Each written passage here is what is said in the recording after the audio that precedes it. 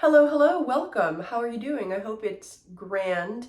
It is almost the end of the year, and that means I'm going to tell you what my favorite books of the year were. Bibliosophie. I have broken this down into fiction and nonfiction, and I have picked 10 books for each category with a couple of honorable mentions because I couldn't help myself. I think this shows quite a lot of forbearance on my part. If you watch my channel, you know I have a very hard time picking favorites, and I have a very hard time keeping things to a short list. So I'm honestly quite proud of myself. Let's get into it. So 2 quick things to mention before I go into lists. One, these are books that I read in 2023. They are not necessarily books published in 2023, and I'm not ranking them, I'm not listing them in any sort of ranking order, I'm just listing them as I read them throughout the year. Let's start off with fiction. First up is Quicksand by Nella Larsen. This is definitely not from 2023, it's from 1928 in fact. It's a short novella about a proud, beautiful, interesting, intelligent, biracial woman who can't quite fit in anywhere. She is mostly accepted by Harlem Black culture, but can't quite fit in because she doesn't always feel Black enough. She goes to Europe where her Blackness isn't called into question, but where she's exoticized, and we follow her at different stages of her life, never really fitting in, always being a little too proud, always being irritated for good reasons. She's a thorny character, kind of difficult to like in some ways, but I found her really, really compelling. The ending of the book has people sometimes upset because it is not cathartic, and I think it is appropriate to the story of this woman and how she can't really find her place in the world. Next up is Permafrost by Eva Baltasar, translated by Julia Sanches. I mentioned last year in my favorite books Boulder, and this is another pairing of Baltasar and Sanches that I found really beautiful. This is another super short book about a young woman trying to navigate the next steps of her life, trying to figure out who she's going to become, if she's going to become, essentially, even. What her connection to others is, what she wants to do, feeling very alienated in her own right. The writing is gorgeous, the translation is magnificent, and I found this another beautiful gem of questioning of language. A really good winter read, actually. So if you're looking for something to read in January, I definitely recommend this one. Next is If an Egyptian Cannot Speak English by Noor Naga. This is a dual perspective novel. One of those perspectives is an Egyptian American woman who returns to Cairo. She is the daughter of Egyptian immigrants. She's young, hot, radical, political, and so she wants to connect to her roots. The other half is an Egyptian man who is also an outsider to Cairo in many ways because he comes from a very poor, very small village, and they get entangled in one another's lives. This is a story about perspective, about dueling narratives, about identity, and perspective, not just personal in terms of a personal narrative, but also politically. This feels extremely timely. What is the difference between living the experience of a revolution versus having an outsider's perspective on it, a Western perspective on it? What does the privilege of outsiderness, of Westernness afford you? What does wealth afford you? What does gender afford you? And how do all of these get terribly complicated? There is a twist towards the end of the book that I'm not going to reveal that also really helps to make this magnificent read of storytelling and the complications of making and picking sides in a story. Next is If Beale Street Could Talk by James Baldwin. This is another classic that I've been meaning to read for a while and I finally picked up this year. This is a love story between two young Black people. He has been unjustly and wrongly accused of rape. He is rotting away in prison. He is going to be sentenced to a long sentence, probably. She is pregnant and trying desperately to figure out a way to get him out of jail. And their families are implicated in that struggle.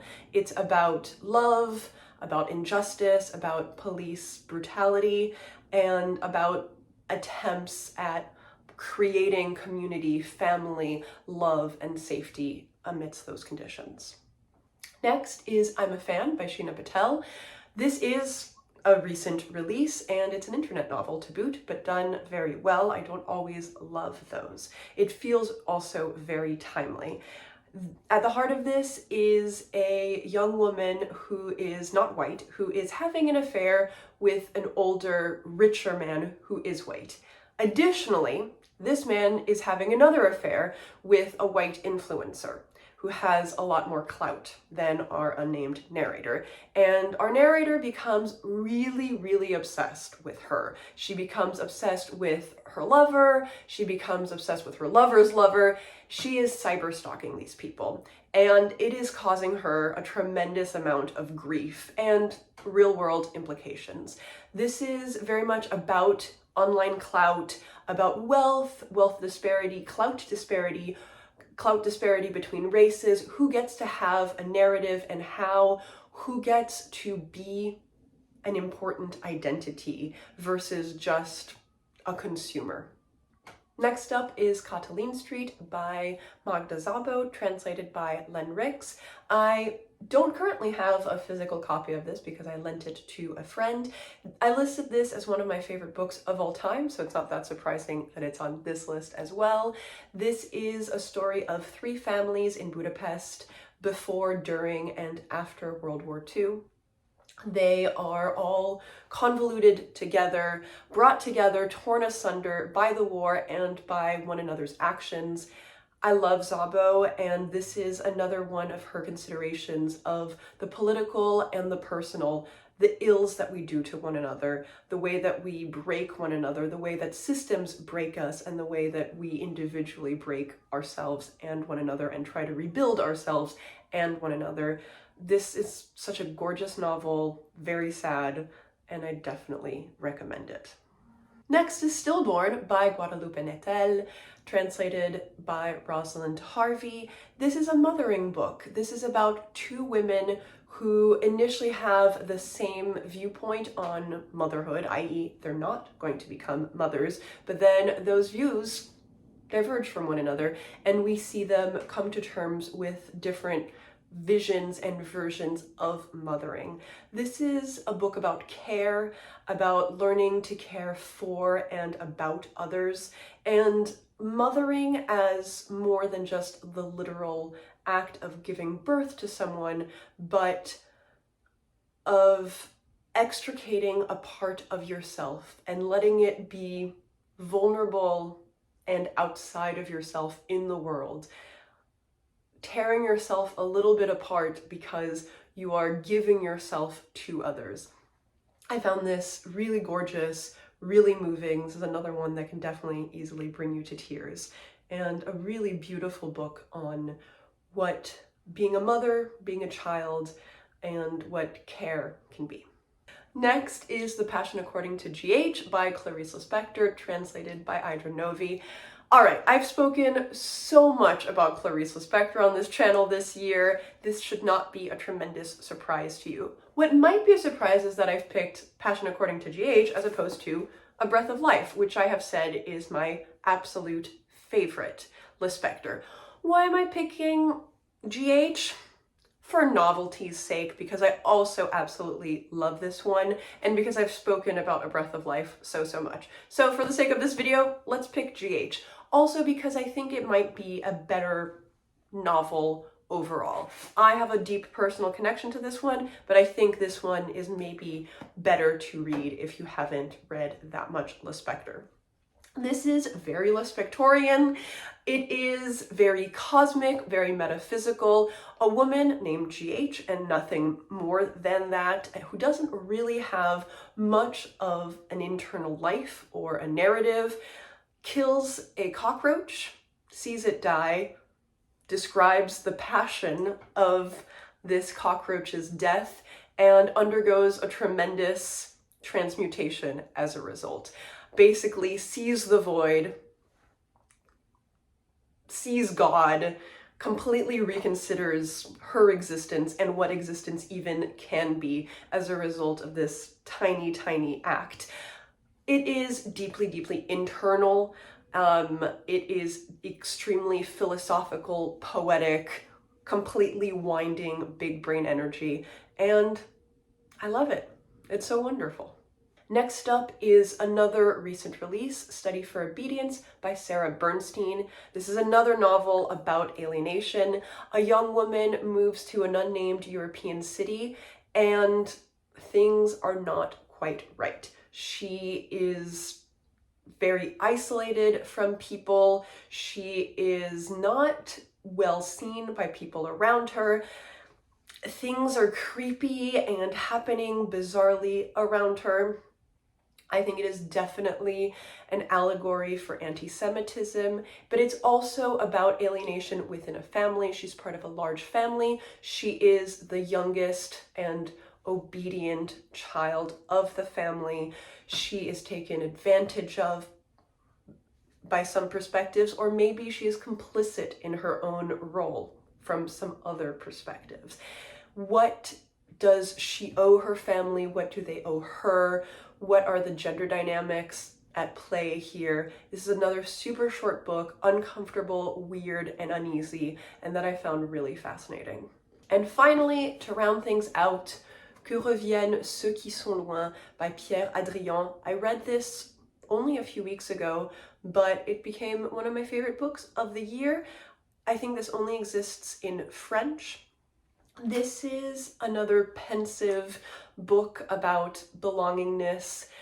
Our narrator returns to the family home, the family retreat in Brittany for late summer, and in doing so is forced to think about the different layers of time of his life. He is searching through his past, his present, who he is now, who he has been, how his surroundings have changed without him, how he has changed without those surroundings he once knew. It's about home and family and that kind of deep melancholy, sweet melancholy of belonging to a place, leaving it, growing up, coming of age, coming to yourself, and constantly evolving while also never really being able to release parts of yourself that you grew up with.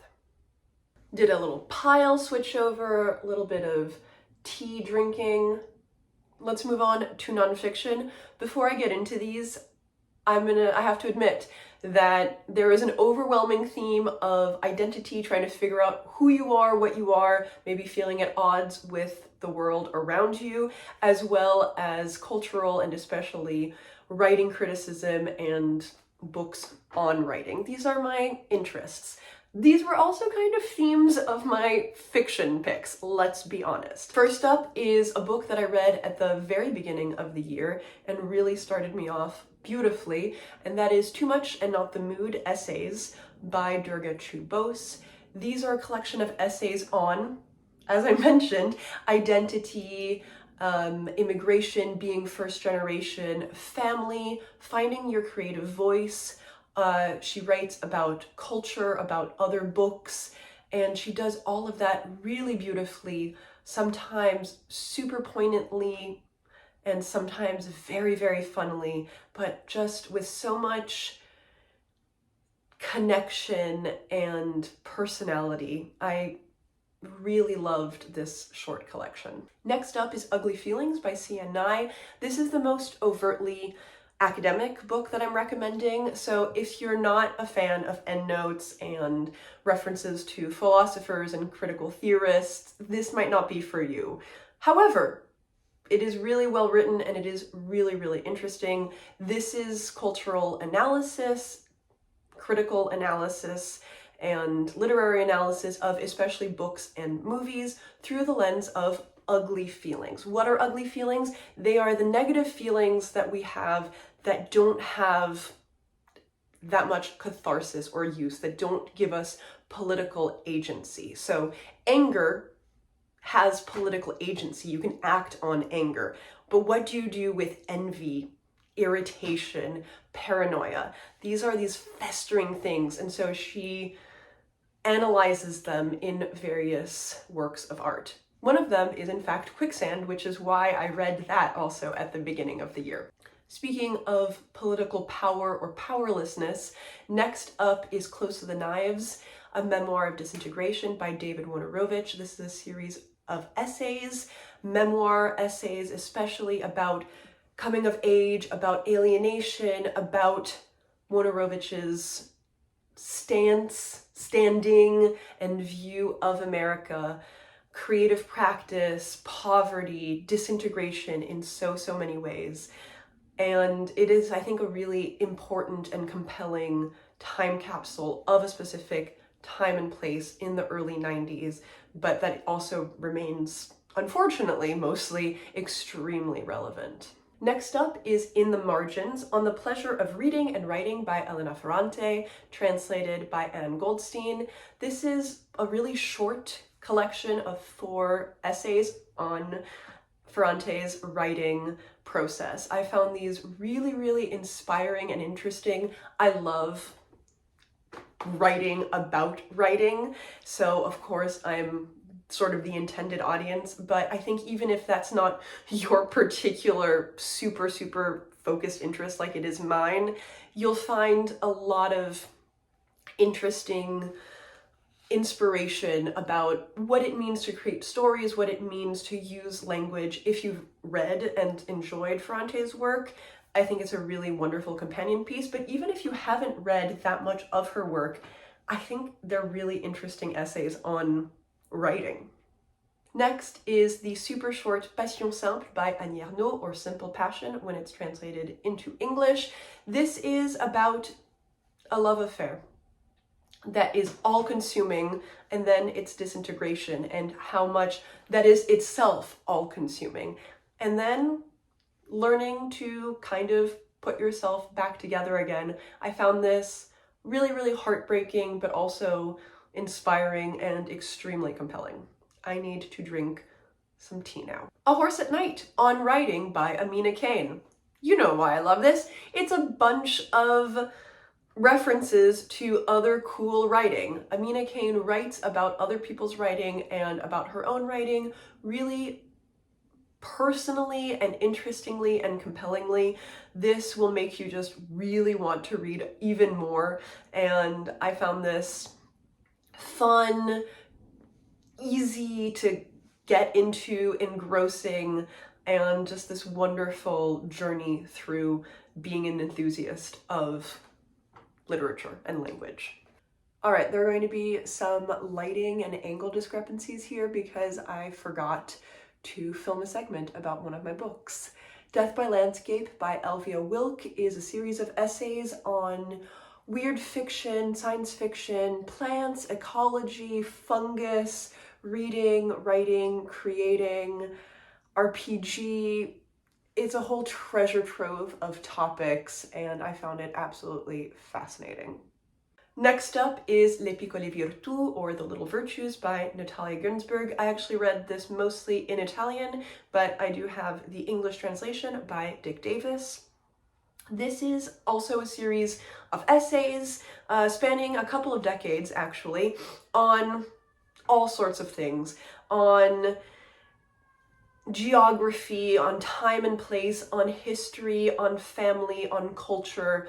Some of them are very, very funny, some of them are very, very sad, but they're beautifully written, very incisive, interesting, and I found the last essay which also gives the title to this collection.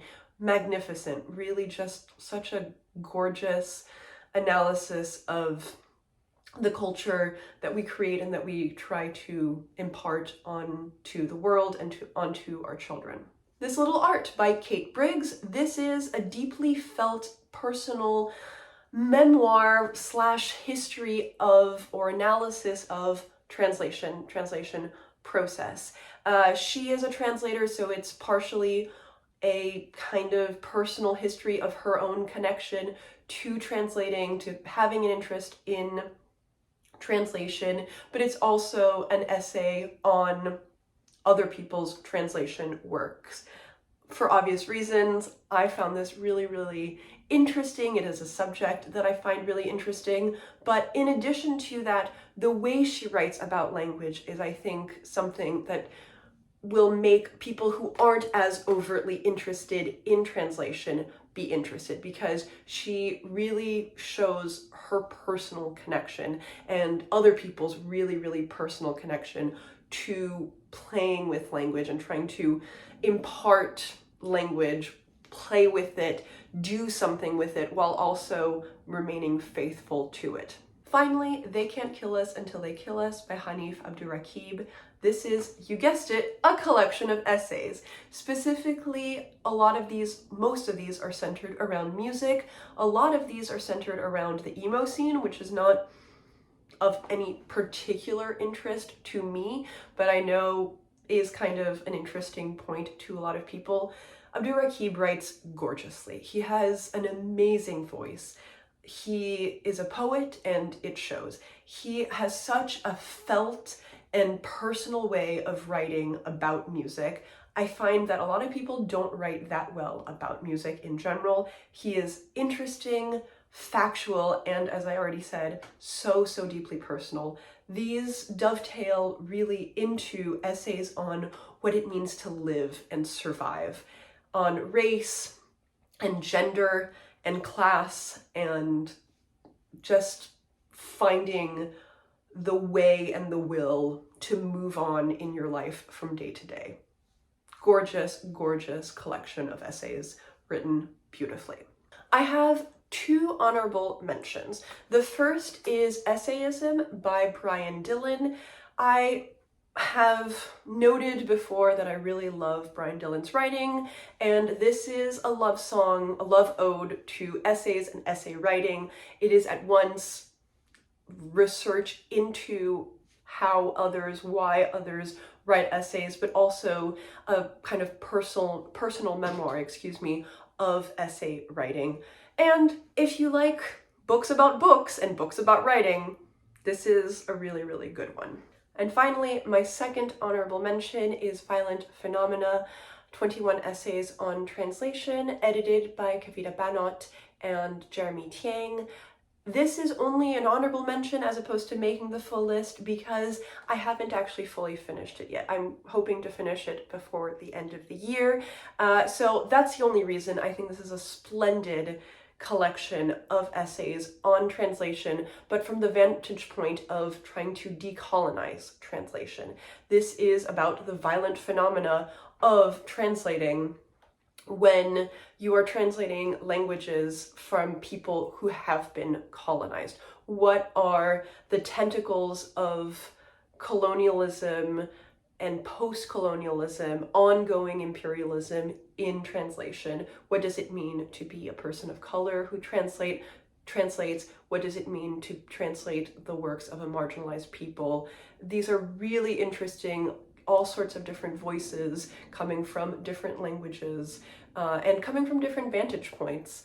So this probably would have made it into my favorite books of the year, period, without an honorable mention. I just haven't fully finished it yet, and I think that it's really worth picking up.